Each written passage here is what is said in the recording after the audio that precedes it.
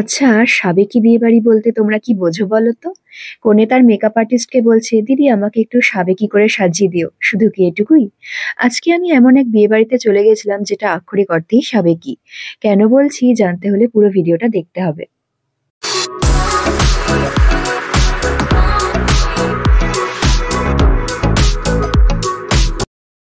Hello friends, welcome back to my channel girly talks. আশা করি তোমরা সকলেই খুব ভালো আছো। দেশ জুড়ে বিয়ের মরশুম শুরু হয়ে গেছে, আর তার সাথে শুরু হয়ে গেছে বিয়ে বাড়িতে আমন্ত্রিতদের আনাগোনাও। এটা ছিল আমার এই সিজনের প্রথম বিয়ে বাড়ি।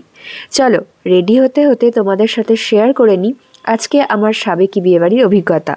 তবে তার আগে বলে রাখি, আমার ভিডিও যদি ভালো লাগে তবে প্লিজ আমার চ্যানেল গার্লি টক্সকে সাবস্ক্রাইব করে দিও এবং পাশে থাকা বেল আইকনেও ক্লিক করো, যাতে আমার চ্যানেল থেকে আপলোড হওয়া সমস্ত ভিডিওর লিঙ্ক সব থেকে আগে তোমার কাছেই পৌঁছায়। তোমরা নিশ্চয়ই আমার আগের পুরী ব্লগ থেকে জেনেছো যে আমার বাড়ি নবদ্বীপ। আজকে আমার বিয়ের নেমন্তন্ন ছিল কাটোয়ায়, যা নবদ্বীপ থেকে 40 কিলোমিটার পথ এবং ট্রেনে গেলে 45 মিনিট মতো সময় লাগে। এবারে চলো কথা বলা যাক সাবেকি বিয়েবাড়ি নিয়ে। তোমরা যারা আমার মতো 90s কিডস আছো, যদিও আমরা এখন আর কিডস নেই, তবুও তোমাদের নিশ্চয়ই মনে থাকবে যে আমরা ছোটবেলায় যে বিয়েবাড়িতে যেতাম সেগুলো এখনকার দিনের বিয়েবাড়ির তুলনায় অনেকটাই আলাদা ছিল। দামি মেকআপ, দামি পোশাক, ডেস্টিনেশন ওয়েডিং, বুফে, কত কিছু হয়, সেগুলোর একটাও কিন্তু তখন ছিল না। আড়ম্বরের তুলনায় সম্পর্ক এবং আনন্দকেই প্রাধান্য দেওয়া হতো। তোমাদের সাথে গল্প করতে করতে আমি অনেকটাই রেডি হয়ে গেছি এবং জাস্ট ফাইনাল টাচটুকু দিয়েই বেরিয়ে যাব। আমাদের ট্রেন ছিল নবদ্বীপ স্টেশন থেকে বিকেল 5:45-এ।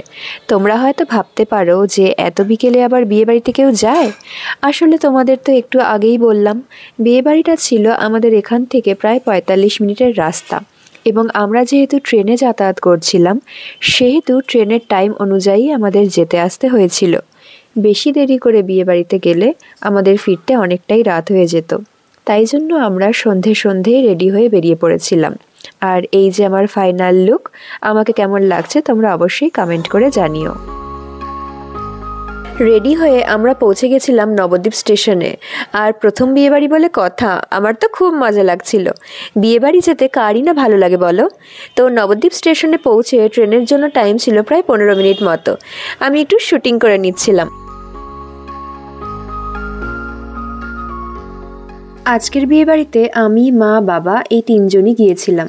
এরপরে ট্রেন চলে আসে, ট্রেনের ভিডিওটা আর করা হয়নি। ট্রেনে করে কাটোয়া স্টেশনে নেমে আমরা হেঁটেই যাচ্ছিলাম, কারণ বিয়েবাড়িটা ছিল স্টেশনের একদমই কাছে। এই যে তোমরা দেখতেই পাচ্ছ, আমরা বিয়েবাড়িতে পৌঁছে গেছি। খুবই হালকা করে সুন্দর ছিমছামভাবে সাজানো আছে, কোনো অতিরিক্ত আড়ম্বর নেই। এই হালকা সাজটাই কিন্তু আমার খুব ভালো লাগছিল বিয়েবাড়িতে।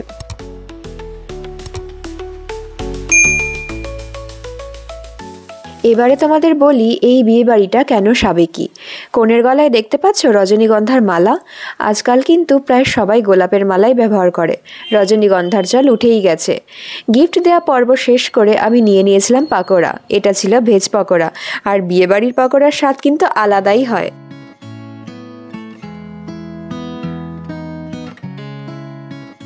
শুধু পকোড়ায় থেমে থাকলেই কি হয়? শীতের সন্ধ্যায় একটু কফি খেলে কিন্তু দারুণ লাগে, তাই জন্য পরপর 2 কাপ কফি আমি নিয়ে নিয়েছিলাম।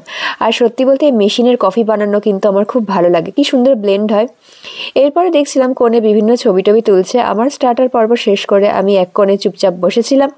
তারপরে আবার মনটা খাই খাই করতে লাগলো, তাই জন্য দূরে দেখলাম ফুচকা স্টল বসেছে আর আমাকে পায়েকে সাথে সাথেই চলে গেলাম ফুচকা খেতে। বেশ কিছু ফুচকা খেয়ে নিয়েছিলাম। আর তারপরে আমাদের যেহেতু ট্রেন ধরার তাড়া ছিল, তাই জন্য আমরা তাড়াতাড়ি বসে পড়েছিলাম। চলো এবার তোমাদের দেখাই যে আমাদের কি কি খাবার দিল। তো প্রথমেই দিয়ে দিয়েছিল লেবু, শসা আর তার সাথে সস। তার সাথে ছিল পনির পাসিন্দা। পনির পাসিন্দাটা শেষ করার পরই এসে গেছিলো কড়াইশুঁটির কচুরি আর সাথে চানা পনির মশলা। আমি ইউজুয়ালি এই কড়াইশুঁটির কচুরিটা অ্যাভয়েডই করি, কারণ এটা খেলে আমি আর পরে কিছু খেতে পারি না, আমার পেট ভর্তি হয়ে যায়। তাই মায়ের পাত থেকেই তোমাদের দেখিয়ে দিলাম। আর তারপর এসেছিলো বাসন্তী পোলাও। পোলাওয়ের সাথে দিয়েছিল দই কাতলা। আমরা বাসন্তী পোলাওয়ের সাথে মাটন বা চিকেন খেয়ে অভ্যস্ত, কিন্তু এখানে কোনো রকম চিকেন মাটন ছিল না, পুরোটাই ফিশের ওপরে ছিল। বাঙালি বিয়েতে কিন্তু মাছটাকে শুভ বলে মানা হয়, মাংসের চল অনেক পরে এসেছে। এরপরই এসে গেছিল ভাত, ডাল আর তার সাথে এঁচড় চিংড়ি। মাঝে একবার ভাত রিপিট করে গেছিল, আমি নিইনি। এরপরেই চলে এসেছিল সর্ষে ইলিশ, তারপরে এসেছিল চাটনি আর পাঁপড়। আমার কিন্তু এই চাটনি পাঁপড়ের কম্বিনেশনটা দারুণ লাগে, যেখানেই যাই আমি কিন্তু দুবার করে চাটনি পাঁপড় নিই। এরপর এসেছিল সাদা রসগোল্লা, তারপরে লাল পান্তুয়া আর সবশেষে নলেন গুড়ের কালাকাঁদ। এরপর এসেছিল গরম জলের বাটি হাত ধোয়ার জন্য, আর শেষ পাতে আইসক্রিম এবং হাজমোলা। এই শীতের সন্ধ্যায় আইসক্রিম খেলে ঠান্ডা লাগবে জানি, কিন্তু তাও লোভ সামলাতে পারিনি। খাওয়া দাওয়া পর্ব শেষ করে সবাইকে বিদায় জানিয়ে আমরা কাটোয়া স্টেশনের উদ্দেশ্যে রওনা হয়েছিলাম। কাটোয়া থেকে আমাদের ট্রেন ছিল রাত্রির 8:50-এ। আমার আজকের বিয়েবাড়ি ভ্লগে এই পর্যন্তই। কেমন লাগলো জানিও। দেখা হচ্ছে খুব তাড়াতাড়ি নেক্সট ভিডিওতে।